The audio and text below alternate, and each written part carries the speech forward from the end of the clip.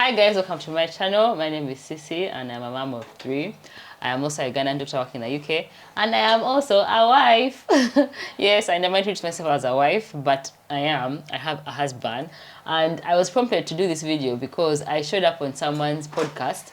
It's the Ugandan Boy Talk Show podcast. I will link that below if you want to go have a listen. And in that podcast, the host was asking me, how am I able to do it all? How do I do like so many things? And I realized actually I've never actually talked so much about my husband here, because it's obviously the reason why I'm able to do so much. So yeah, welcome to the channel. Here is my husband, Edward. Yes, thank you for welcoming me to the channel. Yes, so hi my love, how are you doing? I'm fine. So this video has been so hard even to film. We have 3 kids. Our eldest, Gabby, is at school.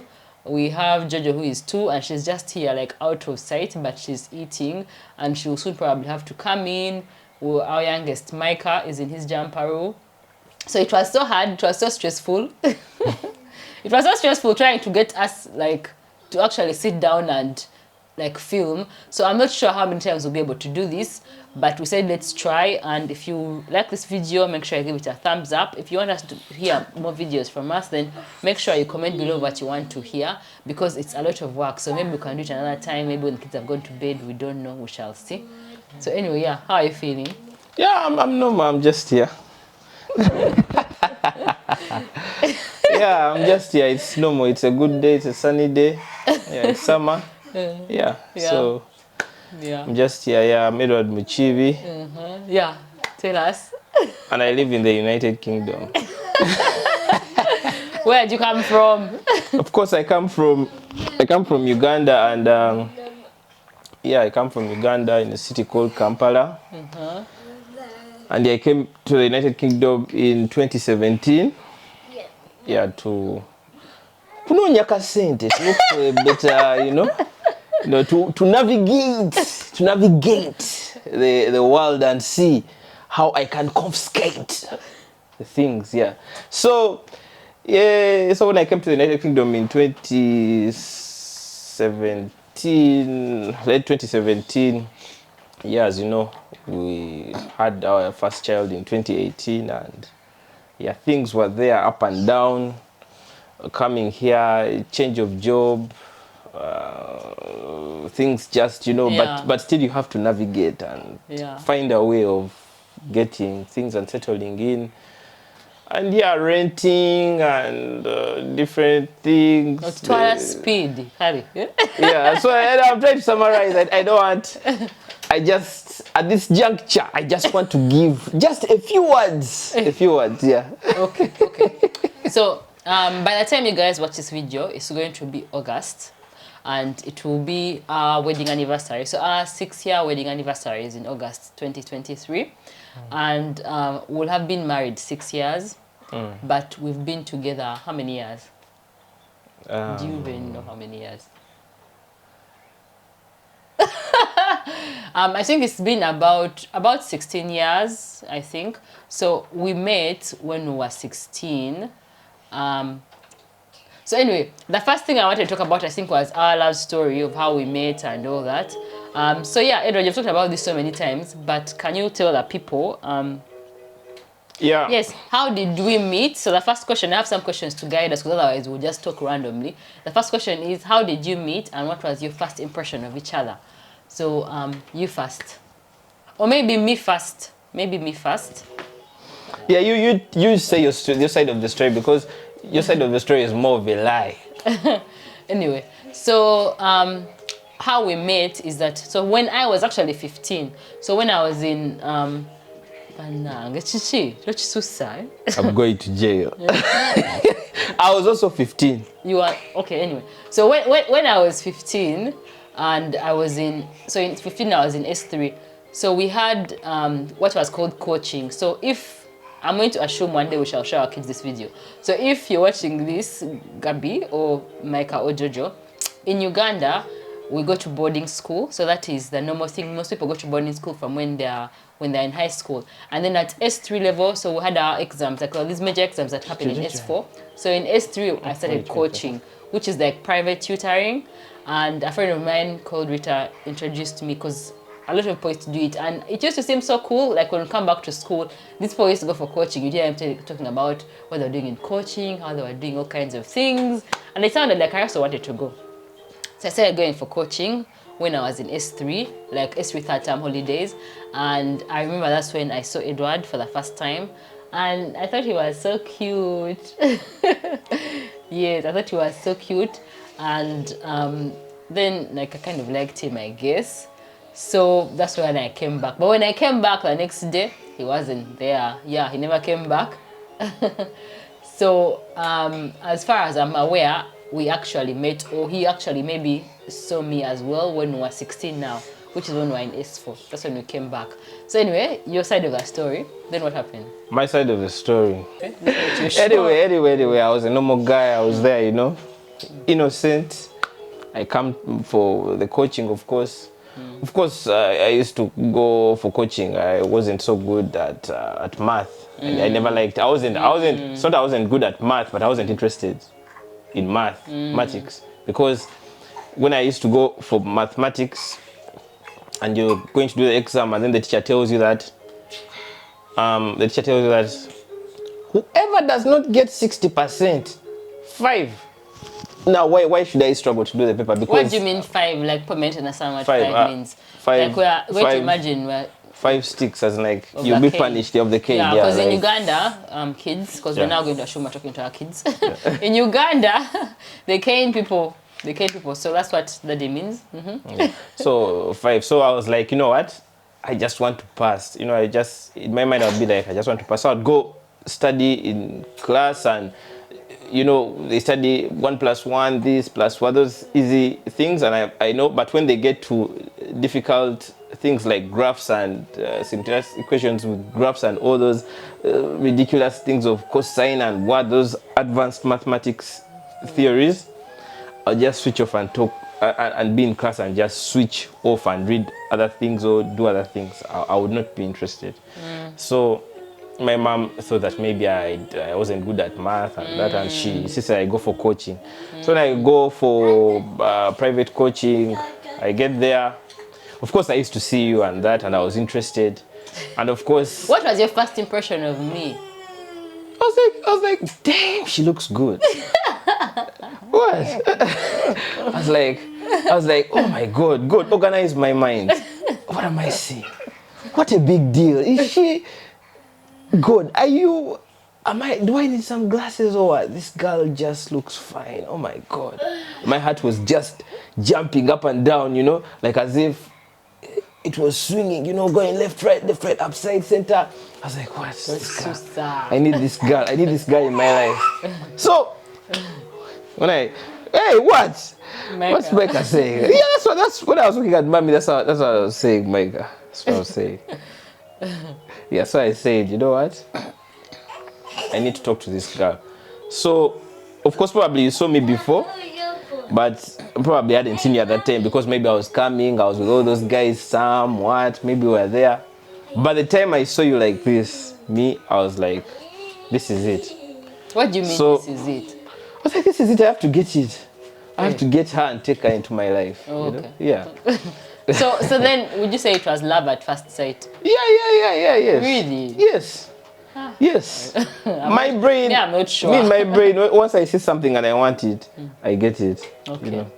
So then I said, okay, what's the plan? So I came towards you at the bench. As I told you, this is my story. So I approached you, I was sitting at the bench outside waiting for the next lesson. All right, yeah. Mathematics used to be the first lesson, but your parents used to tell you to do all the what? The lessons. You used to pay for all the lessons. Yes. Me, I used to pay for only one.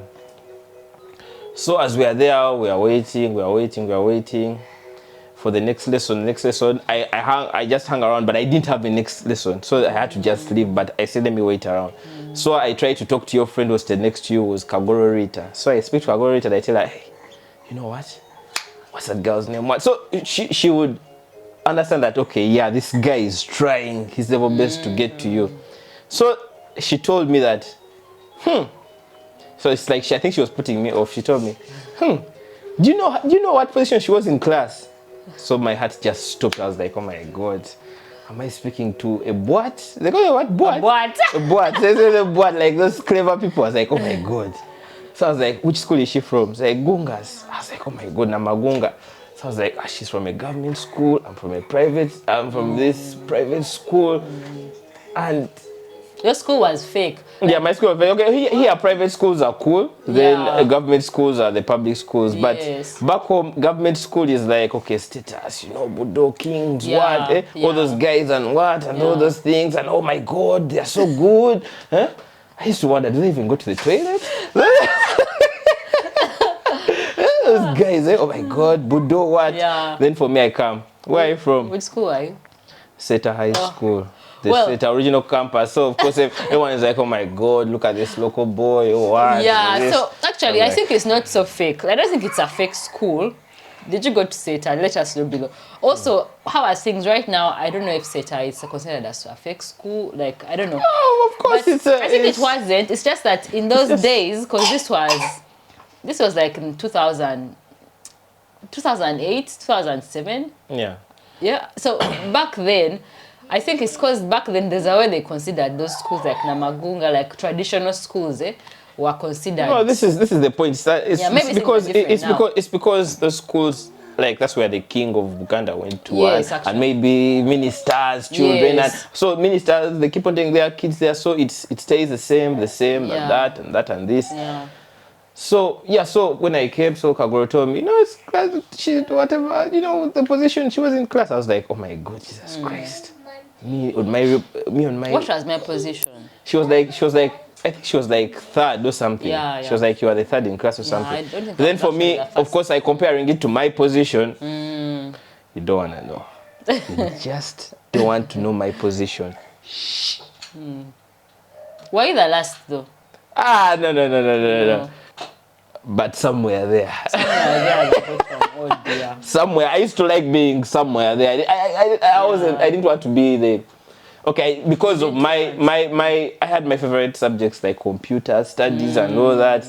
But when it comes to these things whereby, like especially mathematics, other subjects I would do well. Of course, I got a first grade when I was in my senior 4, stuff like that. But like when it comes to mathematics, I used to do physics well. I liked physics. Yeah. There was a bit of math, but mathematics and the teachers, the way they handled us. I think that was it.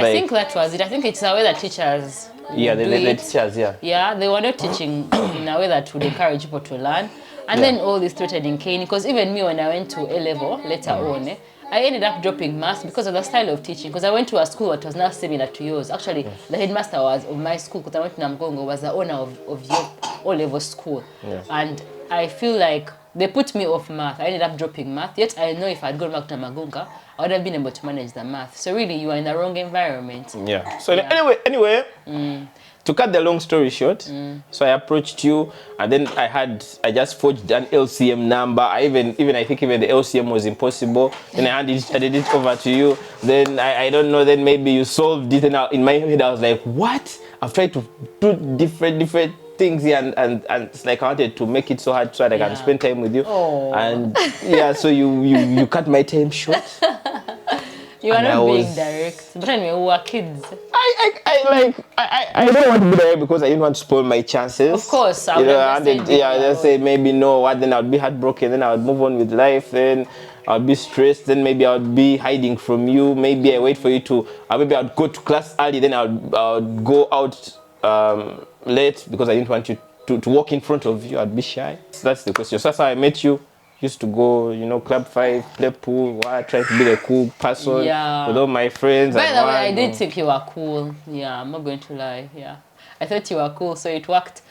So actually, someone might be wondering, why was I going for coaching then? So I was going for coaching, not that I needed extra help in maths or English or whatever.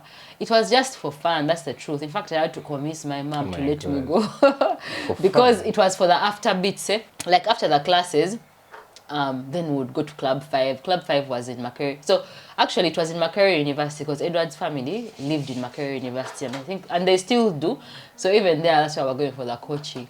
And then for me, it was just for fun, because you wouldn't ask your parents, I just want to go out and hang out with my friends, no. But you could say going for coaching, and after that, actually my friend told me how her parents would pay for her for 4 classes and then she'd only attend 2. So then use the money for other things. So it was, I ended up doing the same. So it was a bit of a bad influence, to be honest. So that's how we met. So then we'd go to Club 5, and then I thought Edward was so cool. We'd be playing pool. And then we'd go to his home as well. And like, because his home was in the university, instead of attending classes, we'd be going to listen to music, then drink soda. Like, welcome to my hood. Yeah. So that's it really. That is how we made. But as you know, as you have seen me over time, my approach to life is more of, enjoy. If you have money, eat it. If you have, just of recent, I've since now family and this, I've started, controlling my lifestyle and this. But before, I was like, you know what? You have the money, smash it. That's my life. That's your philosophy in life. That's my philosophy in life. But now these days I'm changing. Nera, munabagala sente bambi, musoke mundeke. What do you think is a key to a successful marriage or relationship, according to you? A key to successful marriage or relationship is understanding. Once you understand what the other person wants, but needs, and also your needs, and also you have to be realistic, you understand? So it's like when you gave birth to the kids and this, and of course, I had to leave my job and be with the kids at home, and it made me understand that I have to be there and be with the kids, because of course the visa were on your terms, and you have to go and work and all that. So I gave up the job and all that stuff to be with the kids and take care of them and be at home. And I understand, and then I support you. I cook, I do everything. I take them to school. I come back. Of course, I do my other things that I do, my things of like music and creative things, and do that and that and that and that. But of course, as you know, there are always challenges. Yeah. Because maybe some people expect you to give them money, and then you tell them, oh, you know what? I'm not working. And then they think you're lying. You see, they may not tell you that you're lying, but considering the way your relationship goes afterwards, maybe the messages they send you, or maybe they keep on asking you for money or this, and then you tell them, you know what? No, I'm not able to, because right now I'm supporting my family. I've made the sacrifice not to go to work and be there for the kids, because here childcare is not this and this and all that. But of course, still those are challenges, and all I do is like Rashford, just block my ears, leave them. If they don't want to understand, maybe I can understand for them. If I can understand how the situation is, maybe I'll understand for them, and yeah.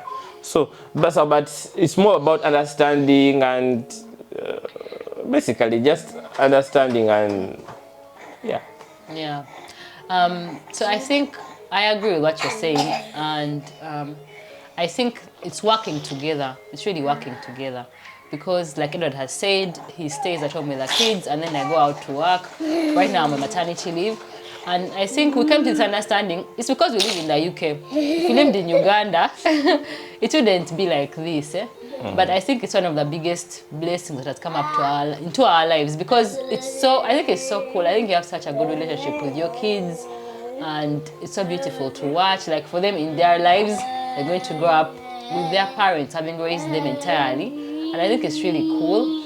And you're very busy. You do so much. Edward does so much. He does so much. I went to link his latest project in the description below. By the time this video comes out, then some episode will have come out. You know, he's a comedian. He's a comedian, he's an actor, he's a musician, he's a videographer, photographer, like so much. He does so much. He's a dad. Sound engineer. He's a sound engineer.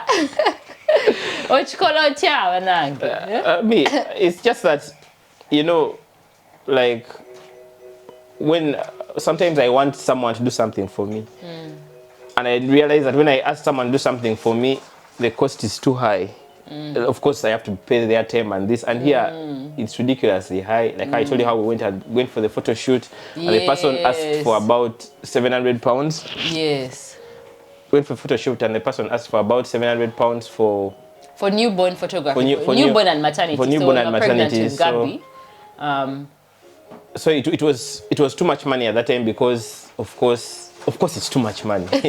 No matter where you're from, you know, you understand. Don't be crazy. £700 is too much money. For 10 okay? pictures or 5 ones. Yeah, and I'm telling you, you understand. So if it's not too much money to you, then £700 to just dish out to give someone because of a picture you can even take with your phone. I understand. Okay, there are different things. There are different things to the art, but honestly, £700 was too much money. So then you learned. So I paid the money, and then in my head I was like, you know what? I can do this. I can do anything. I can fly, you know. Yes, I think that's I can jump over buildings. That's something I've learned from you, is that if you believe something that you can do it, you just go and do it. Or if you want to do something, you just learn and do it. It's what is called a growth mindset. That if you're like, oh, you wish you could do this, then just learn, just Google. You can learn to do anything on YouTube or online. But the problem with me is that I like perfection. Yeah, that's your problem. I hate mediocre work. Yeah. Like I hate it. I hate it to the bone. I really hate mediocre work. And the thing is that I can see mediocre work, but sometimes it's good to see it. Even me, I've done mediocre work before. It helps you, because when you see it and you realize, why is this project not to the level, then you understand why. If it's photography, if it's the lighting, if it's this, if it's it's good, because in my mind, I'm never satisfied. Yeah. I think it's so painful. Yeah. Like that. Like you're never happy with your own work. Yeah, I'm never happy, because every time I look, I know I understand that there's this. But that makes me feel good, because I know that the next project, I'll make it better, as you told me. Okay, yeah. You told me that I should just let it go and just continue the next project, the next project. Yeah. Because otherwise it's paralyzing. Like you don't make progress because you're trying to perfect the one thing, and instead of just moving on. So, yeah. And the question actually was, how our advice is it for how to a successful marriage and relationship. I think it's understanding, like you said. I think it's also remembering where you came from and remembering why you got married. Nava Uganda najja UK kunoonya nsimbi. Of course ensimbi tezinaba kujja bulungi naye. What are some of the biggest challenges you've faced, and how have you overcome them? I think the biggest challenges I've faced are more of... In my marriage, I rarely face challenges, but... I rarely face challenges. It's majorly the external forces, the people around. The people around you, they are the ones that make you face the challenges. Of course, now when I said, okay, let me stay at home with the kids and this and this. Yeah, that was a challenge. That was a big challenge, because everyone, even we don't want to say names, but people around would be like, you come and do this job, you do this, go and do this, go and do this, because they feel like I don't have money. They feel like, okay, yeah, the wife is providing the money and it's a shame and this and that. But people have to understand, I'm not the traditional husband.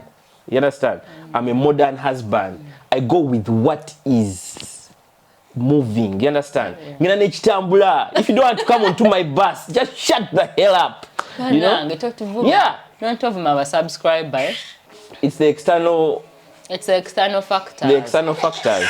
The people around you who may not understand. Who may not understand what you're trying to do. Yeah. And analyzing that it's a high cost to take these kids and put them in a nursery. Yeah. But for you to sacrifice yourself and then you do the thing for the kids and then you're there for them. Yeah. And maybe in that time you'd have done different things of maybe getting maybe a master's degree or what, to progress in your career or whatever they think is good in their lives or whatever.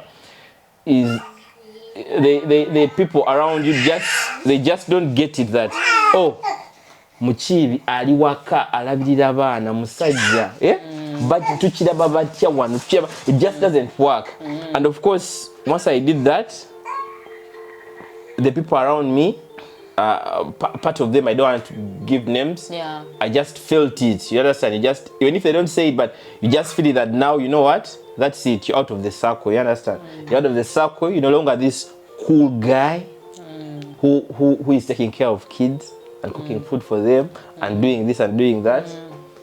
What would you like to? I think it's a big sacrifice that you did, and I think it's very important for you, the couple, to know what you're doing, like to know what is your aim. Like the two of you have to be on the same page. If anyone is trying to do this, because for us, we know that this is only a season. We only have 3 kids. We're not having any more. So this is the end, you know. And there's going to be a time when they're all grown up, and maybe they'll watch this video. And Edward, what do you have to say to them? For me, on their behalf of yourself, I have to say thank you. Because the thing is, we could have made it work that you actually go and work and we both work. But the lifestyle, because a lot of people would do that, it would mean that maybe when I'm working on a day shift, then now you work night shift. When I come back from a night shift, then now you work. But that means that you become like ships at sea, which is why you never meet.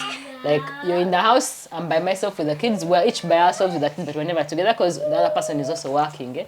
So yeah, what would you have to say for the kids? What do you have to say to the kids? Imagine they're grown up, Gabi, Jojo, Micah. They're now big people. They have left the house. I'm just pushing my tears back because... yeah.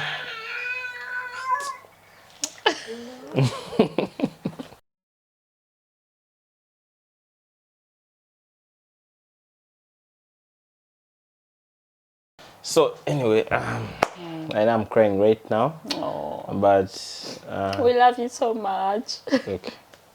Yeah. Anyway, so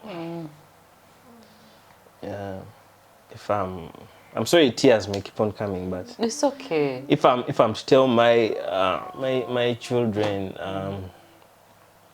how to things, it's just that what they should know is that it's never easy. It's not the marriage that is hard, but it's the people who are around you that cause the stress and all these things. But you have to just ignore and be there for your children and do that, because of course it's of course I don't want to say things. I don't want to say things and direct them to people, and people just... So we can't say. Yeah, sorry, we can't say. There are people who have hurt us, but yeah. People who have hurt us from outside. From outside, yeah. So, who have tried to hurt us, I think. I think most of our struggles as in our relationship that have ever happened have been due to external factors, like other people, right? What I could tell my kids is that, you know what? Just be good. But just learn to understand that in this world there are people who may want you to do things in a certain way, and you may think it's the right way. Just go with your way and do your way. And I'm asking you one thing, my children, that when someone does something to you, you understand, something bad to you, forgive that person, but don't be naive. You understand? Don't be naive. I call forget, it. Don't be naive. Don't forget, because the moment you forget, that same thing will be done to you again. So you forgive. Forgiven. Yes, you forgive. You forgive, but be with caution. Be with caution, because I have lived longer. I've lived longer than these kids, and so for me, what I've seen is that you forgive someone, you engage in to the same level, and then they do the same thing to you. You forgive, you get to the same level, they do the same thing. There are some things that people do that are petty. I'm not saying everything that, oh, this one has done this. No, I'm not saying that. There are certain things. Major things, eh? There are certain things. Certain things. What if it's you who has hurt your kids in some way, and then now they should forgive you and... Then you should follow my advice. Forgive me, but don't be naive. Anyway, so the first thing is to know that you should be good at it. All my life, I've been a good guy. You understand? People like who have studied with me, they know me. I've been a good guy. I haven't been the kind of guy who maybe does drugs or this or what or anything. I don't take alcohol. I don't take alcohol. I don't smoke. You understand? So people may think that maybe I've been a bad guy or this or that or that. No, you're the best guy. So yeah, I've been loyal to life. I've been everything. I've been that. Growing up, and then I see my mother struggling as a single mother. You understand? As a single mother, of course, she wasn't a single mother for long, and then she remarried. And he's a good guy. He's still there. He's so good and all that. And struggling with school fees, and maybe reaching out to the family, my biological father's family, for help for school fees. And then they tell her that you're crazy. You understand? You're crazy. They start putting her off. That kind of thing. As a kid, I used to be there. Like, you know how these kids are here with us, playing here like this. I would be playing, but my ears... But you can hear. Would be hearing. Even here, Jojo is hearing what we are saying. Yes, hearing. She's hearing, but she's not comparing. But me, it was so different. Because you are older? It was different because I had seen different levels of domestic violence and all those things. I don't want to go into details and what. Yeah. I had seen different levels of domestic violence in our family and all those things. So my ears were activated that now, okay, there's this other dimension I want to tap into. Like, I want to know. I could be talking, playing maybe something, but I would be here talking or something, then I can hear. But you are overly alert. Yeah, I was overly alert, sensing danger. Oh, sensing danger. Even now, that's not a good thing.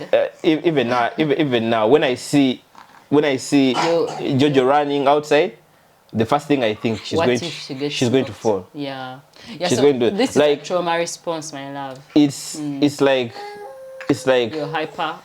I know, the first thing I know, like when I see a situation, whether we are walking or what, the first thing in my mind, what is the danger? But you see that is childhood trauma. The childhood trauma that you had is affecting you even now. Yeah. So generally I could hear, and then I could see all these times. Jojo, come. Jojo, come. I could see, I could hear all these things. My dad pleading, trying to say, okay, he wants to come back, this. Then, of course, my mother's father, who my grandfather, would be like, no, she's not going anywhere. He would insist. And at that period of time, I wasn't judging and saying, oh, no, he's wrong, or this is, I wasn't. I just wanted to see. You see, all these years, every step I've taken, I want to see. But never in my life did I ever want to say that, okay, mommy, go back to daddy. All this. No. I just wanted to see. I wanted to see and put the story in my head and see everything. You see? Everything from the moment I was 4 years old, see him, the domestic violence and everything, slapping her, this and what and what. And I was there looking and everything. And then, of course, my mother took me to South Africa on a trip so that I can forget. But guess what? You can't forget. This brother didn't forget. You can't forget. So anyway. How old were you when they took you to the for South Africa trip? I think probably 6-7 years. Took some time. So that's when she had separated from your dad? Or? She had separated, I think, initially. That moment, then in that beginning, so that kind of confused you? Yeah, to kind of like maybe take the things a bit lightly and this, and maybe it was the intention. So, but then it's what? Georgia, I'm going to give you. She wants popcorn. So generally, she wanted, that was her intention, and then she probably, it worked for some time, Of course, in my head, I knew this. But she used to try her level best. She used to try to do the good relations with my dad, and maybe send me there for holidays. He comes text me for holidays. He buys for me a bicycle. This and that and that. So and they that. try to co-parent somehow. Yeah, co-parent somehow, and this and that. My dad tried on his side, but over time, the issue I had was that, like, for example, he lied to me at some point when I was maybe in S4 or something, and I asked him, and he said, you know, your mom was coming back late, and this and this and this, that's why we those things, you understand? So she didn't have done that. She didn't have done that, okay, maybe when she's not around or something, or maybe they would have talked and told me their issues and all that. Yeah. But also at that time, okay, I didn't care, because already my life had gone, you know, you understand? My life, I don't know how it would have been or what. I don't know, whatever it is.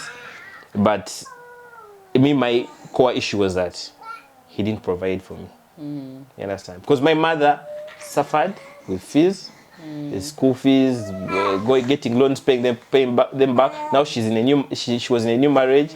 She has probably, like, at that time, maybe there were 2 kids, 3 kids. And then she has to also contribute to the family. And then she's contributing for me. And then my dad. Your stepdad. Yeah. You know, Jojo, the so children are changing. okay. The children are changing things. Okay. Yeah, My I don't know how I'm going to distinguish these 2 dads, but these 2 dads, but okay, let me just for the view, let me just say my stepdad, okay, but he's my dad. My stepdad would be good. He would do everything, you understand, eh?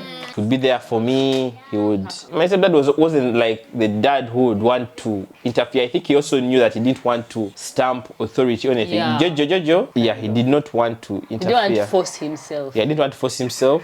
Yeah, so he did what?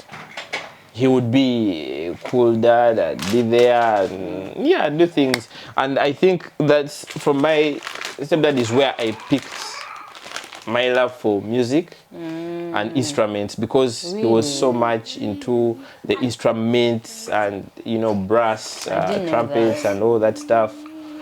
Yeah, so that's why I picked up the love for music, listening to ABBA, the Biggies and Beatles and all those kind of things. Yeah, I really liked it. So I think we've gone a bit off track, but also I'm really happy we had this conversation, because also I think it shows as well that you need to know your partner's history. You need to know their childhood traumas, because we all have childhood traumas. Edward here, I was the first person that I ever told about my own childhood traumas. Like, I was unfortunately sexually abused as a child. And the first person I told ever was Edward when we were 16. And I think that's very important, so that you understand the person, you understand what their triggers are. You understand that, for example, when Edward is telling us to close the doors or be super, super careful. Close the door. Which Susa. Always close the door. Like, he's constantly. And sleep late at night. So I know that it's a trauma response. It's like, he has his traumas that happened, and so that's why he's constantly on alert, and it's not about me. Or he'll react in certain ways, and it's not about me, it's about his childhood. And also the same thing to me as well. I also will be reacting in certain ways, and it's not because of him, but it's because of maybe what happened to me before. Yeah. But you're too relaxed. You don't fear anything. You don't mind. Is it whether what or this? So you live a laissez-faire kind of life, kind of life, you know. Me, it's, you know.